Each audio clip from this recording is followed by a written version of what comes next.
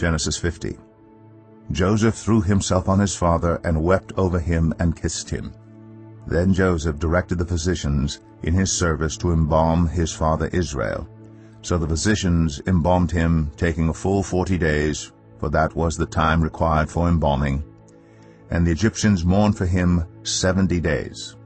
When the days of mourning had passed, Joseph said to Pharaoh's court, "If I have found favor in your eyes, speak to Pharaoh for me.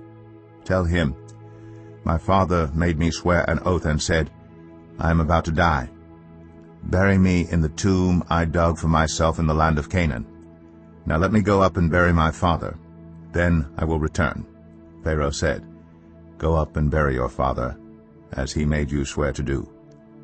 So Joseph went up to bury his father.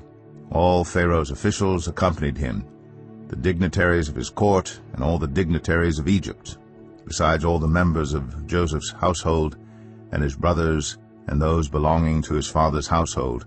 Only their children and their flocks and herds were left in Goshen. Chariots and horsemen also went up with him.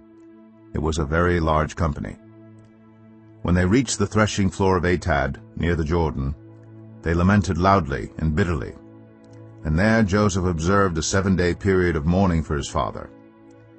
When the Canaanites who lived there saw the mourning at the threshing floor of Atad, they said, "The Egyptians are holding a solemn ceremony of mourning."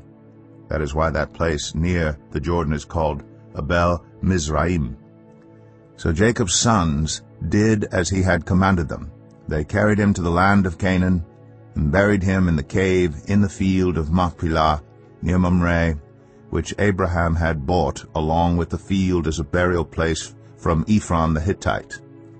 After burying his father, Joseph returned to Egypt together with his brothers and all the others who had gone with him to bury his father. When Joseph's brothers saw that their father was dead, they said, "What if Joseph holds a grudge against us and pays us back for all the wrongs we did to him?" So they sent word to Joseph, saying, "Your father left these instructions before he died. This is what you are to say to Joseph. I ask you to forgive your brothers the sins and the wrongs they committed in treating you so badly. Now please forgive the sins of the servants of the God of your father." When their message came to him, Joseph wept. His brothers then came and threw themselves down before him. "We are your slaves," they said. But Joseph said to them, "Don't be afraid. Am I in the place of God? You intended to harm me, but God intended it for good, to accomplish what is now being done, the saving of many lives. So then don't be afraid. I will provide for you and your children." And he reassured them and spoke kindly to them. Joseph stayed in Egypt, along with all his father's family. He lived 110 years, and saw the 3rd generation of Ephraim's children. Also the children of Machir, son of Manasseh, were placed at birth on Joseph's knees. Then Joseph said to his brothers, "I am about to die, but God will surely come to your aid and take you up out of this land to the land he promised on oath to Abraham, Isaac, and Jacob." And Joseph made the Israelites swear an oath and said, "God will surely come to your aid, and then you must carry my bones up from this place." So Joseph died at the age of 110.